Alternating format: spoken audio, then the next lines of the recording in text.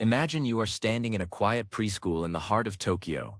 You don't see children staring at tablets, and you don't hear the frantic, overstimulating noise of battery-operated plastic toys. Instead, you see 5-year-olds sitting in perfect concentration, using their fingers to manipulate invisible beads in the air, solving complex mathematical equations faster than a calculator. You see toddlers skillfully handling real ceramic dishes and pouring water with the precision of a master surgeon. This isn't just about being well-behaved or good at math.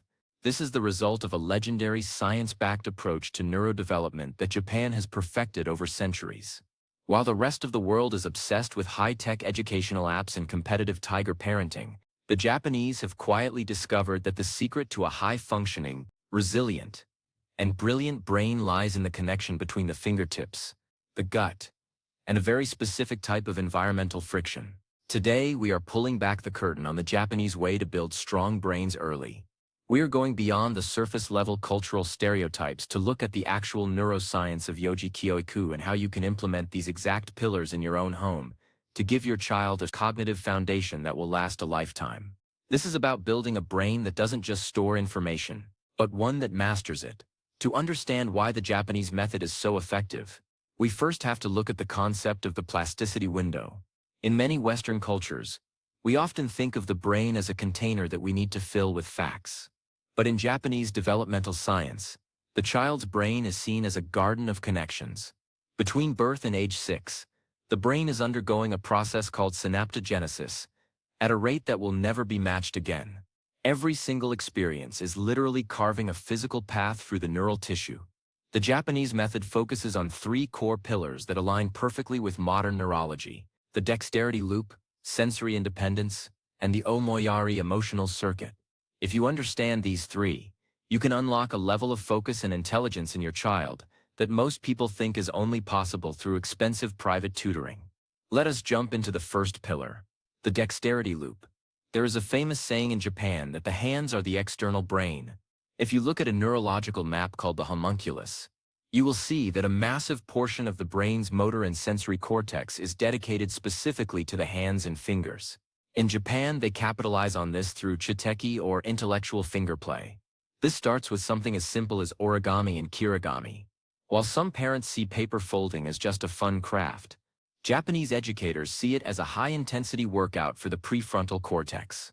When a child folds a precise corner, they are engaging in complex spatial reasoning, fine motor coordination, and bilateral integration, which is using both sides of the brain at once. But the real secret weapon is the abacus, or soroban. Even in the age of smartphones, Japanese children are taught the soroban. Why? Because it translates abstract numbers into physical, tactile beads. Eventually, the child internalizes the device, performing anzan or mental abacus, where they move their fingers in the air to calculate. This process builds a visual spatial sketch pad in the brain that is significantly more robust than children who only learn math on paper. By stimulating the fingertips, you are essentially electrifying the neural pathways responsible for logic and concentration. It is the shortest path to a high-functioning mind. Now, let us move into the second pillar, which is sensory independence. In many modern households, we try to make life as easy as possible for our children. We cut their food into tiny pieces. We buy them shoes with Velcro. And we give them safety toys made of soft, featureless plastic. In Japan, the philosophy is akuji, which involves purposeful friction. From a very young age, Japanese children are encouraged to handle real objects. They use real glass cups, real metal spoons, and real wooden blocks. Why does this matter for the brain? Because real objects have consequences. A glass cup is heavy, it is cold, and it can break if dropped. This provides the brain with high-fidelity feedback. When a child handles a plastic cup, the brain becomes lazy because the sensory input is dull and the stakes are low.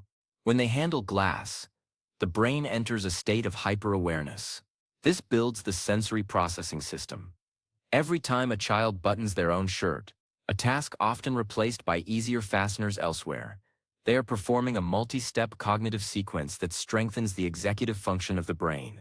The Japanese way is to never do for a child what they can do for themselves, because every struggle is a neural connection being forged. But we have to talk about the gut-brain axis. You cannot build a strong brain on a foundation of low-quality processed food. If you look at a typical Japanese preschool lunch, it looks like a miniature version of an adult's gourmet meal. It includes fish, fermented vegetables like tsukemono, and seaweed. The science here is fascinating. We now know that the microbiome in the gut produces a huge portion of the body's neurotransmitters. In Japan, they emphasize shoku-iku, or food education. They avoid the bland and beige diet of nuggets and fries that is so common in many regions. By introducing complex flavors, bitter, sour, and umami, and high-fiber, fermented foods early on, they are cultivating a diverse gut microbiome. This diverse internal garden sends signals to the brain that regulate mood, focus, and the ability to handle stress. A strong brain requires strong chemistry, and that chemistry starts in the digestive system. When you feed a child's gut, you are literally fueling their ability to pay attention in class 3 years down the line. The third pillar is the omoyari circuit, which translates to altruistic sensitivity. In some cultures, there is a massive focus on self-esteem and isolation. In Japan, the focus is on social aesthetic awareness. Children are responsible for cleaning their own classrooms, serving food to their peers, and taking care of the school's garden. To a casual observer, this looks like chores. To a neuroscientist, this is empathy training. When a child has to think about how much soup to put in a friend's bowl so they don't go hungry but also don't overflow the dish, they are engaging in theory of mind. This is the ability to understand another person's perspective and needs. This isn't just a social skill. It is a complex cognitive function located in the mirror neuron system. By practicing these pro-social behaviors daily, the Japanese method builds a brain that is balanced, calm, and highly attuned to the environment. This prevents the overexcitation and anxiety that can often hinder academic learning. A brain that feels connected to a community is a brain that feels safe enough to learn at its highest potential. Let us talk about the acoustic environment. In many modern homes, there is a constant background noise of television, loud toys, or music. The Japanese method emphasizes mei, or the beauty of the empty space. This applies to sound as well. Japanese parenting often involves quiet time and nature listening. The science of auditory processing tells us that if a child is constantly bombarded with artificial noise, their brain eventually learns to tune out sound to protect itself. This leads to issues with following directions and phonological awareness later on. By prioritizing quietude and natural sounds, you are training the child's auditory filters. This allows them to pick up on the subtle nuances of language and tone. It is no coincidence that Japan has some of the highest literacy rates in the world. Their children are taught to receive sound with intention rather than just being overwhelmed by it. It is like cleaning the lens of a camera, so the picture can be sharper. Now let us talk about the sleep architecture. There is a unique approach to nighttime that emphasizes relational security and rhythmic consistency. They believe that the brain does its most important pruning and consolidating during sleep, and that this process is most efficient when the child feels physically safe and connected. Beyond the sleeping arrangement, there is a strict early to bed, early to rise culture. The Japanese routine ensures that children get the maximum amount of deep sleep before midnight. Deep sleep is when the glymphatic system washes the metabolic waste out of the brain. If a child misses this window because they are up late watching screens, their brain starts the next day cluttered. The Japanese way is to protect the sleep window like it is a sacred ritual, ensuring the biological clock is perfectly synchronized with the natural day-night cycle. This leads to much better emotional regulation during the day. Let us dive into the physical movement secret, which is the art of walking. In many cities, children are strapped into strollers or car seats until they are 4 or 5 years old. In Japan, as soon as a child can walk, they are expected to walk. It is common to see toddlers walking significant distances to the park or the grocery store with their parents. The neurological benefit of self-propelled movement is immense. They are constantly calculating balance, adjusting to uneven terrain and engaging in optic flow, which is the visual sensation of moving through space. This builds the vestibular system and the cerebellum. A strong cerebellum is not just about balance. It is also linked to the timing of thoughts and language. By forcing the brain to coordinate the entire body at a slow, steady pace, you are building the internal GPS and coordination hub of the mind. It is the most natural form of brain training there is. But we have to address the screen trap.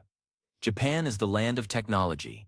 Yet Japanese parents are often surprisingly low-tech with their young children. There is a cultural understanding that passive consumption is the enemy of active creation. When a child watches a cartoon, their brain is in a passive state. They are receiving images at a rate the human brain did not evolve to handle. The Japanese method emphasizes kamishibai, which is paper theater. An adult tells a story while pulling physical cards through a wooden frame. This requires the child to use their internal visualization. They have to build the movie in their own head. This strengthens the neural real estate dedicated to imagination and memory. If you want a child with a strong brain, you have to give their mental eyes a chance to work, rather than just feeding them digital pixels. Think about the psychology of Ganbaru. This is a concept that doesn't really have a direct English translation, but it means to persist or to do one's best until the end. In some cultures, we often praise children for being naturally smart. In Japan, they praise children for persisting. They can become afraid of challenges because they don't want to lose that title. But when we praise persistence, we are encouraging a growth mindset. We are telling the brain that it's okay to struggle because the struggle is where the growth happens. This builds a resilient brain that doesn't shut down when things get difficult. This grit is a better predictor of long-term success than nearly any other metric. By teaching a child to persist with a simple puzzle or a difficult task, you are wiring their brain for a lifetime of achievement. Let us talk about the artistic connection. In Japan, music and art are not extras. They are core to the development of the soul and the mind. Children learn to play instruments together in groups. This synchronized music requires the child to listen to others while performing their own part. This is the ultimate multitasking for the brain.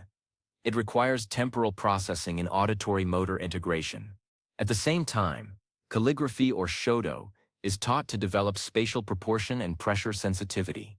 When a child uses a brush and ink, they have to control the exact amount of pressure to make the line thick or thin. There is no undo button. This builds inhibitory control, the ability to stop or change a physical action midway through. This is the same part of the brain that helps a child inhibit an impulsive reaction. Even with their youngest children, they believe that the brain is naturally calmed by the patterns found in trees and leaves. Science confirms this. Being in nature lowers stress markers and improves immune function. For the brain, nature provides soft fascination. A forest invites your attention. This allows the attentional filters of the brain to rest and recover. A child who spends time in nature often has a much higher attention span when they finally sit down in a classroom. How can you implement this in your home starting today? You don't need to move across the world, you just need to change the inputs and the friction. Step 1 is to physicalize the learning. Get some origami paper. Spend 20 minutes a day working with your child's hands. Focus on the precision of the movement. Step 2 is to upgrade the sensory environment. Replace 3 plastic toys with real materials. Give them a small ceramic pitcher and let them practice pouring water. Step 3 is to diversify the gut. Introduce fermented foods and umami flavors. Get them away from a monochromatic diet. Step 4 is empathy projects. Give them a daily task that helps the family, like setting the table or watering a plant. Make them feel responsible for the collective. Step 5 is the quiet hour. Turn off all electronics and engage in passive listening or paper storytelling. When you add these up, you aren't adding more work to your day. You are simply refining the work you are already doing.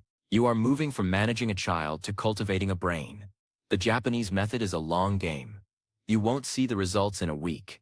But in a year, you will notice a child who is calmer, more focused, more coordinated, and more capable than their peers. Think about the sustainability of this approach.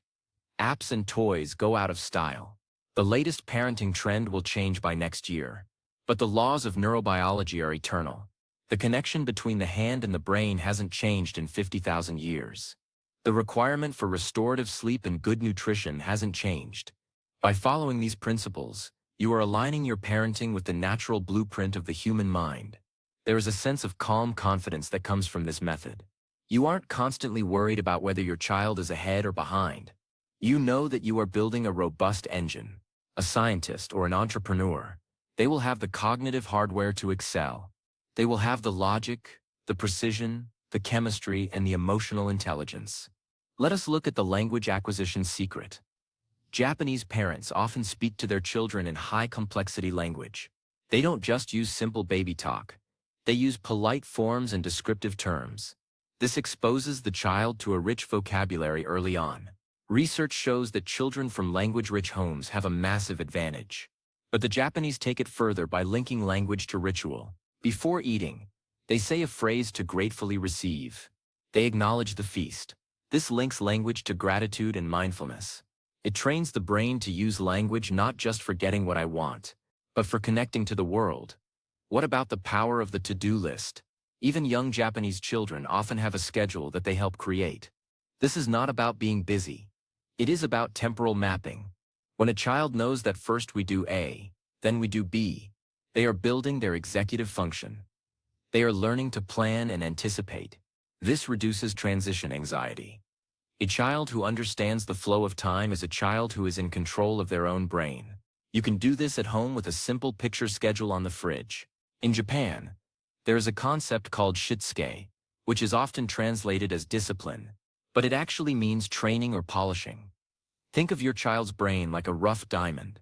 It has all the potential in the world, but it needs the friction of the training to reveal its brilliance. This polishing isn't about being harsh. It's about being consistent and high standard.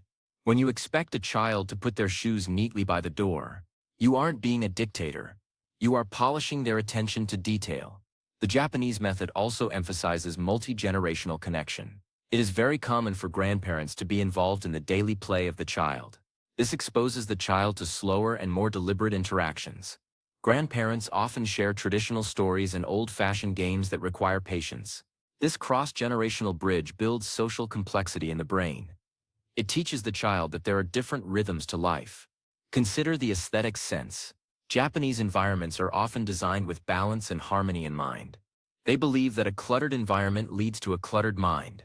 By keeping the child's play area minimalist and beautiful, you are training their visual cortex to appreciate order. This has a centering effect on the nervous system. It is hard for a brain to be hyperactive in a room that feels organized and peaceful. And let us talk about the power of observation. Japanese teachers often spend long periods just observing children without interfering. They want to see how the child solves a problem on their own. In some cultures, we often jump in too fast as soon as we see a child frustrated.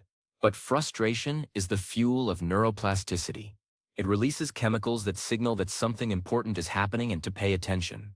If you rescue the child too soon, you short-circuit the learning. The Japanese way is to wait and watch, giving the brain the chance to find the way itself. As your child grows, these early brain-building habits will manifest in ways you didn't expect. They won't just be capable in school. They will be handy around the house. They will be attentive to the feelings of others. They will be steady in the face of pressure. This is what it means to have a strong brain. It is not just about a test score. It is about total life mastery. We live in a world that is distracted and fast. The Japanese method is focused and deliberate. It is a sanctuary for the developing mind. By choosing this path, you are giving your child a massive advantage that cannot be bought with a computer program. You are giving them the human advantage. You are giving them the ability to concentrate in a world that cannot, to create in a world that consumes, and to care in a world that is often indifferent. There is a sense of calm confidence that comes from this method. You aren't constantly worried about whether your child is ahead or behind. You know that you are building a robust foundation. Whether they become an artist, a scientist, or an entrepreneur, they will have the neural hardware to excel. They will have logic, precision, and emotional intelligence. The gut-brain axis is perhaps the most overlooked part of this entire system. Many parents focus on brain games, but feed their children foods that cause internal irritation. In Japan, the diet is specifically designed to support long-term health and cognitive function. Seaweed, for example, is rich in iodine and minerals that are essential for brain development. Fermented foods support a healthy gut-brain connection. When you look at the cognitive performance of Japanese children, you are seeing the result of a system that treats the brain and body as one. You can start this by slowly introducing more complex natural foods into your child's diet. It might take 20 attempts for them to like a new flavor, but that persistence is what builds their future health. Walking is another hidden pillar. When a child walks, they are engaging in bilateral coordination. This means the left and right sides of the brain are communicating. Strollers are convenient for parents, but they deny the child this essential brain exercise. In Japan, it is normal to see a 3-year-old walking to the store. This builds physical and mental stamina. It teaches them that they have the power to move through the world on their own. This sense of agency is a key component of a strong, healthy brain. If you want to build your child's brain, let them walk, let them climb, let them feel the ground beneath their feet. The mat concept is perhaps the most beautiful part of this parenting philosophy. It is the understanding that the space between actions is just as important as the actions themselves. In a world that is constantly rushing, the Japanese method gives children the gift of time. Time to think, time to observe, time to just be. This prevents the sensory overload that leads to meltdowns and anxiety.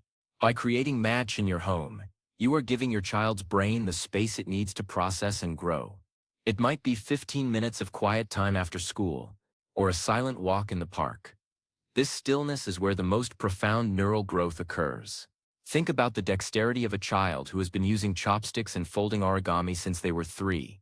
Their fine motor skills are unmatched. But those skills aren't just for show. They are the physical manifestation of a highly organized brain. The precision required to fold a paper crane is the same precision required to solve a math problem or write a sentence. By focusing on these fine motor tasks, you are giving your child the tools they need for all future learning. It is an investment in their cognitive dexterity. Finally, we must talk about the collective. The Japanese method isn't just about building a strong individual brain. It is about building a brain that understands its place in the world. When a child cleans their classroom or serves food to a friend, they are learning that their actions have an impact. They are learning the value of contribution. This social intelligence is a key predictor of success and happiness. A child who can work with others, who can empathize, and who can contribute, is a child who will thrive in any environment. You can foster this by giving your child meaningful responsibilities at home. Let them help with the laundry. Let them help with the cooking. Let them feel the pride of contributing to the family. So tonight, when you put your child to bed, think about the polishing. Think about the fingertips. Think about the gut. And think about the persistence.